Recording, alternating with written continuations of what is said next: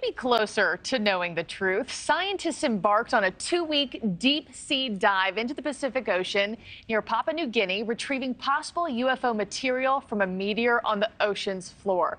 Pretty cool. Scientists were able to bring back 50 of these tiny droplets that contain material that does not exist in our solar system. One of the scientists who went on the excursion is joining us now. It's Harvard University astrophysicist Avi Loeb. Dr. Loeb, so good to have you. Thanks for joining. Thanks for having me. So it's my understanding that you have these what you call metallic marbles with you right now. Can you give us a little show and tell and why you believe it's from another place?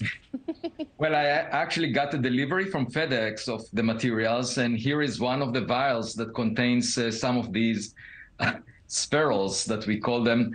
Can you take it out? Are you allowed to touch them? Yeah, actually, we picked them up with tweezers that were embedded in black powder, which is volcanic ash that was attracted to the magnets on a sled that we dragged over the ocean floor at a depth of 2 kilometers. It was almost an impossible mission, but we were able to find 50 of those, and there are many more in the materials that we collected.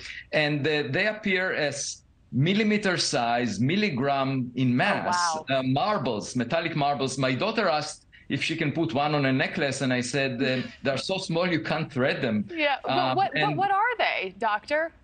Yeah, so they are the molten droplets from the surface of an object. The first one that humans ever identified as coming from outside the solar system, bigger than half a meter in size, about 500 kilograms, that exploded over the Pacific Ocean in 2014 as it collided with Earth.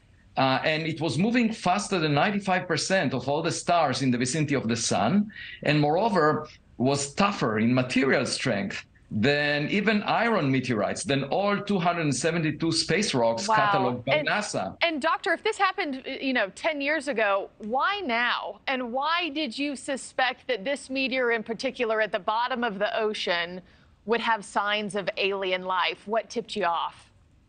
Well, it took us 5 years to actually recognize that it's not bound to the sun. And the US government confirmed it at the 99.999% confidence. And then we realized that it must be tougher than all space rocks that NASA cataloged. And it moved faster than 95% of the stars. So that raised the possibility that it may be artificial in origin, just like Voyager that we launched to interstellar space. Imagine it in 1 billion years colliding with a planet. It would appear as a meteor. So we went there and we found the materials from that meteor, and now we're analyzing them in the laboratories at Harvard University, UC Berkeley, and the Bruker Corporation in Germany. Wow. Well, I can hear your enthusiasm. To have been a fly on the wall with y'all or in the ocean when y'all were doing this would have been something. I also wanted your take on this, Doctor. How is the government reacting to all the recent public reports of alien sightings? Is it softening its stance on the non-existence of alien life, or what say you? I think the government is agnostic. I actually asked at the Washington National Cathedral, I attended an event with Avril Haines, the Director of National Intelligence, and I asked her, what do you make of those anomalous phenomena? And she said, I don't know. And so my understanding is the government is puzzled. I'm not sure they know what they have at hand. It's a matter of science. Anything to do with interstellar space has nothing to do with national security. Yeah. One last question for you, Doctor, before we have to run.